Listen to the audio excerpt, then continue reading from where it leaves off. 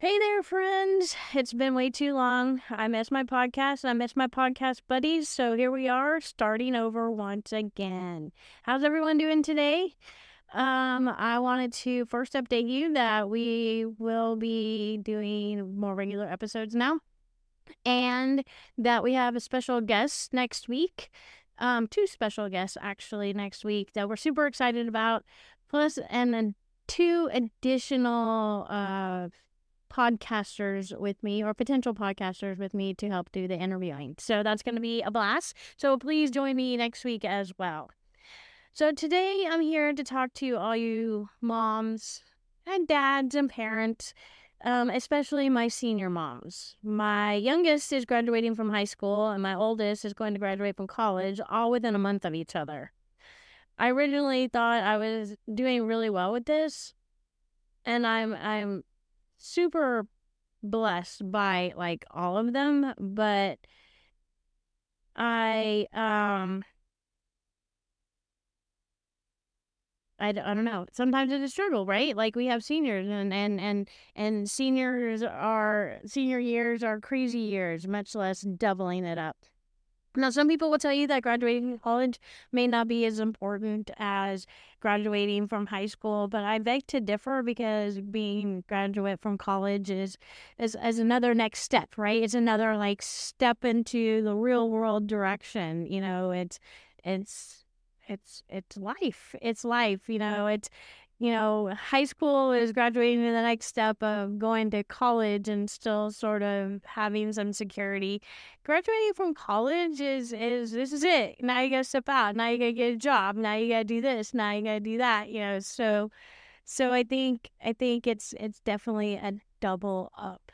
I am super blessed by both my boys. My oldest is doing really well in the student teaching. He's applied to get his master's degree, and he and I still have a really close relationship. We never had that awkward moment when he was a teenager where I was like the uncle mom or anything. We've always had a pretty loving and close relationship, and I'm super thankful for that. I also am amazingly blessed by my youngest child, who I have also pretty much always had a really great relationship with. I have been very fortunate to have boys. I don't know what it's like to raise girls. I know what it was like to be a teenage girl, and I wasn't really great at it, as my mom, if she were here, would tell you. But my boys have been a true blessing in my life and a true support system. And I hope that they see me as the support system that I have always wanted to be to them. So my oldest is getting his degree, gone to pursue his master's degree and being I always forget the name of it. It's not a speech therapist, but it's a language therapist for kids with dyslexia, because it was dyslexic and went through this program that he's learning to do now to teach to others, and I think it's amazing. My youngest has battled. He has battled on what he's wanted to do as far as next steps for college. He got into a pretty prestigious college academically, and they've thrown a lot of money at him. But he also still wants to play baseball, and he wants to play baseball at a college level, which is a future podcast episode that I plan on discussing later. But so he's kind of make decisions on where he wants to play baseball, because this prestigious college that's not going to be available at that time. So anyway, he's making really hard decisions and really weighing in on them and making adult decisions, and I'm proud of the avenue that he has chosen, and that he, even though he's waffled back and forth, I think that he continues to do a deep dive in his own thoughts and his own future and what he wants to do. So, but as a senior mom, and I know some of you moms and dads and, all you parents out there can feel this, every ounce in my body wants to hold on as tightly as possible and never let go. So even though I have a good mother-son relationship, I feel like I'm losing everything. I feel like my world is changing in a way that I can't control. And being somewhat of a controlling individual, that's difficult, right? That's super hard. But when my oldest son graduated, I was sad, and I was like, I went through all the stuff, but my youngest was like 5 years younger, and he was still home. So I was still doing younger stuff. He was only, 8th grade or whatever. So it didn't feel as losing as much as I feel like I'm losing now. My oldest didn't like dorm life. In fact, he had some pretty significant anxiety initially in college, but he made it this semester, and it turned out his roommate wasn't that great, and commuting just ended up being an easier option for him. So he did move home and commuted back and forth to school, which is about a 35 to 45-minute drive, depending on traffic and everything. And, he did it with ease. It was amazing. He would get up and do his thing and do his homework, and I never had to bug him. And it was just like he had like an apartment here. He very much did the college life and still played baseball and was gone all the time, but he slept here. So he also hung out with friends. So he was living his best college life, either playing baseball or hanging out with people. Then when he hung up his cleats, he decided, that he was ready to stop playing college baseball and decided to pursue coaching. And he is actually, which is totally awesome for me, coaching at a volunteer level at my youngest son's high school.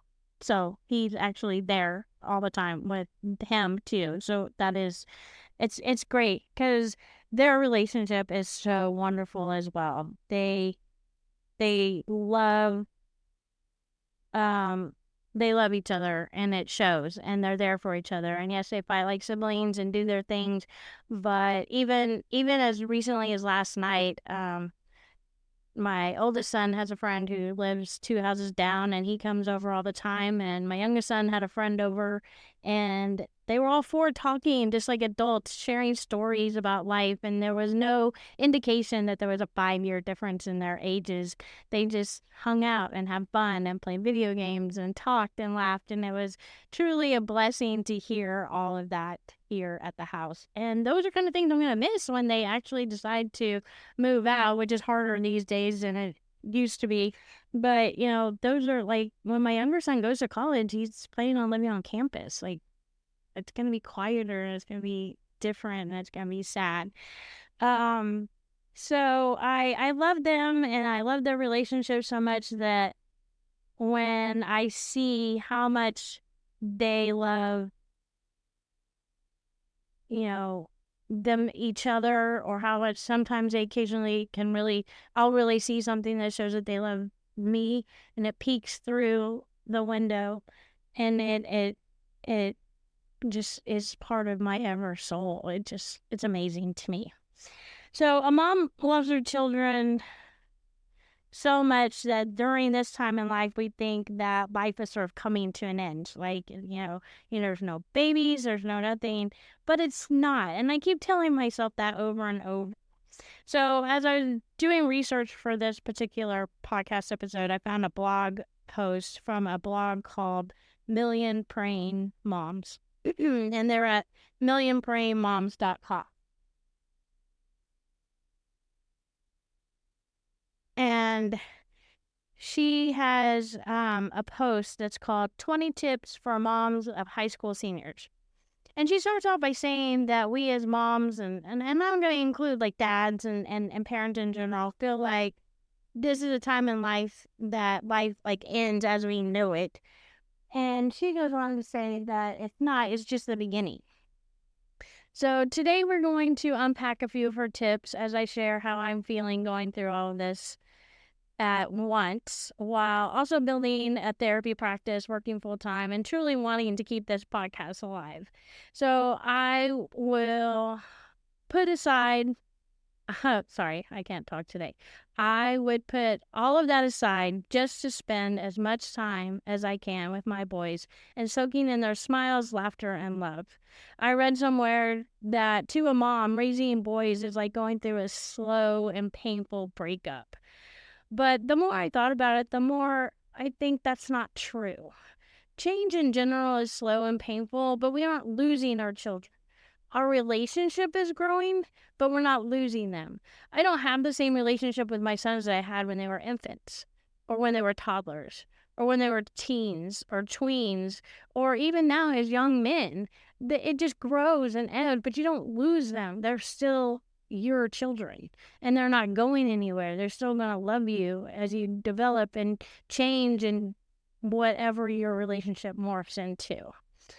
Um, and I wouldn't want it to be the same. Like, why would I want to treat my boys that are 23 and 18 like they were infants or toddlers? They wouldn't want me to treat like that, because then they would be mad at me because I'd be like overprotective and completely too mothering. So if our relationship doesn't change and grow, we didn't do our job correctly. And I really want to make sure that I did my job correctly. The first thing in this blog post states is that we need to just be there. She talks about how her sons also played baseball. So I will too, because that's our life as well. No matter how hard I work or what I need to do, I do not miss my children's games at all costs. This right now, especially my youngest, is a senior year, and he's doing great. He had 14 strikeouts in the game. Not too long ago, he was the pitcher of the week in Texas. Excuse me, hold on. I apologize. And I want him to know there's nothing more important than being at those games, especially since both of them are there. So I'm there for both of them. The blog post says, don't look back and regret missing something. When my oldest was still playing baseball in college, my mom was already paralyzed and my world has stopped. I did everything I could to go to as many games as I could, but the majority of his games were during the day, and because the fields didn't have lights, and I didn't have anyone who could help stay with my mom. So I missed quite a few games. So even though my son understood and the situation was out of my control, I still feel the regret of missing those games. I never wanted to miss a game with them. Our kids know when we're there and when we're not there, no matter what age they are. But they also, I mean, if you have a situation like I had, they also understand the difference. The number 2 tip was to pray a lot.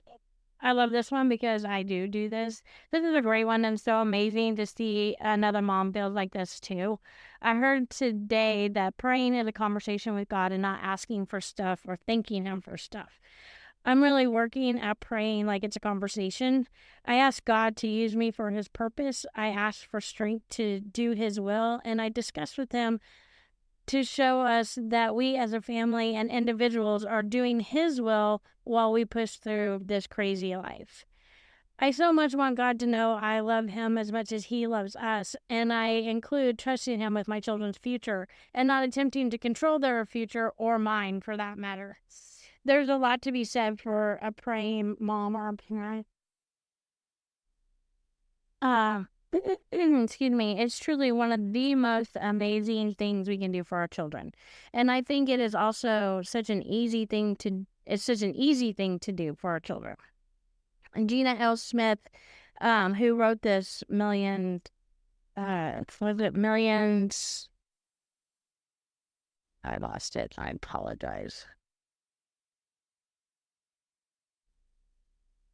What is it? Million Praying Moms.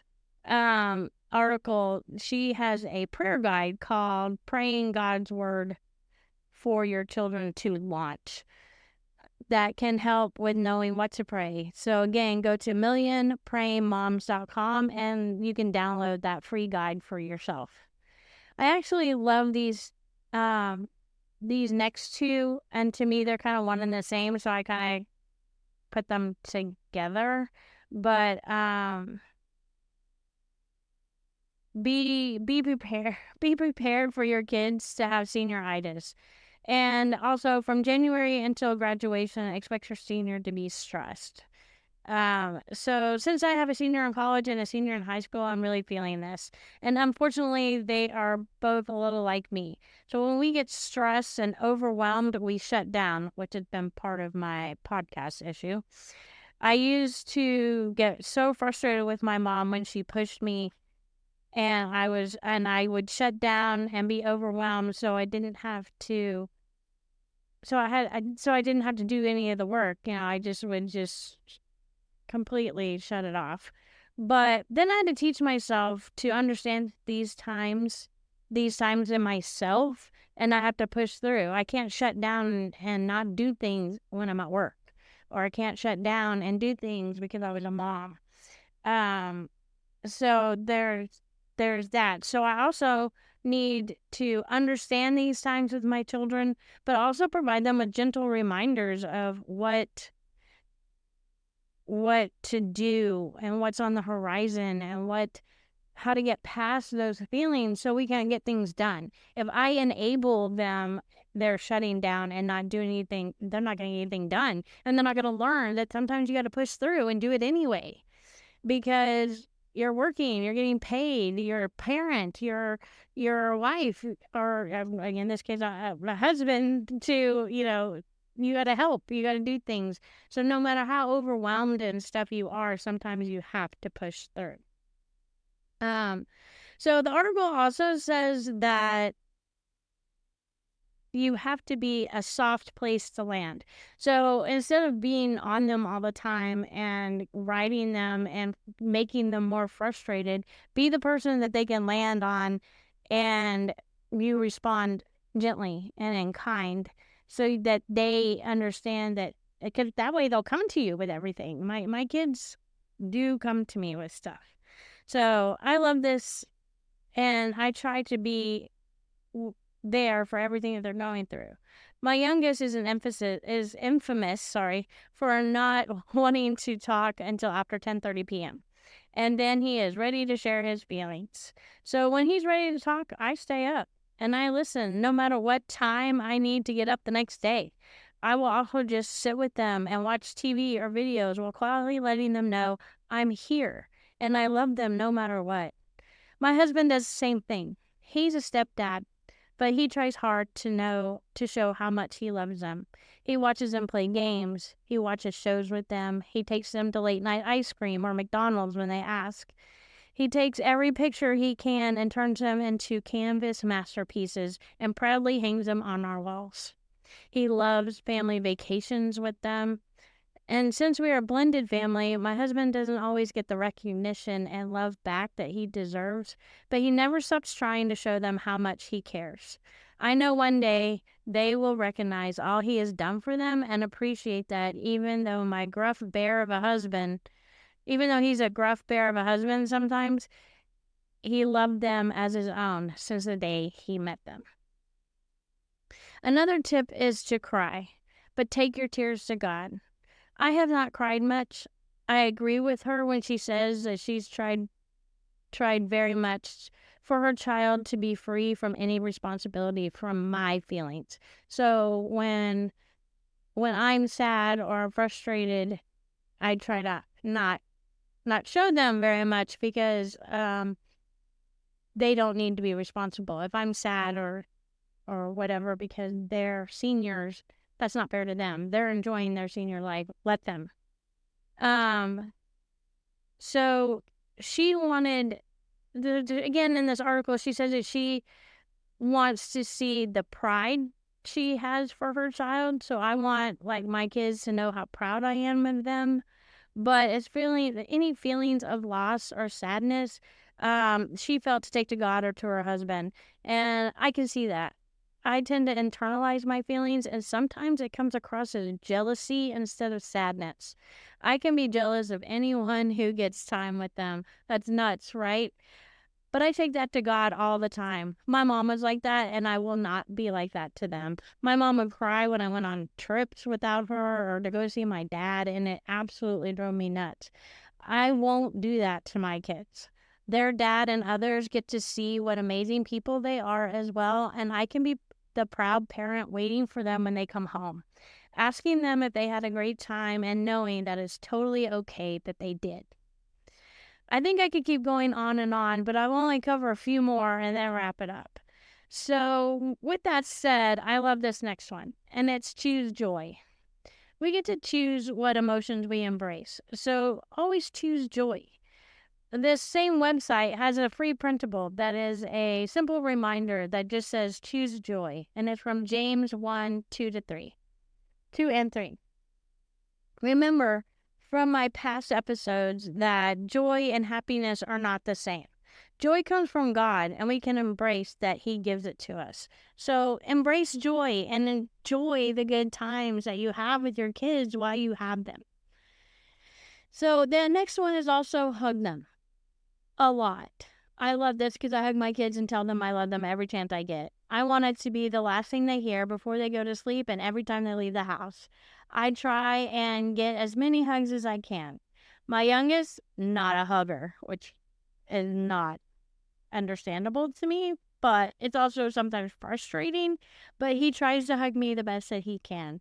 I want him to be better at hugging because someday he will need to hug a wife or his child, and I want them to feel the hugs from him the way that I give to him. My oldest, now he's a hugger, and he's sweet, and he initiates hugs, and I love that every single second that he does.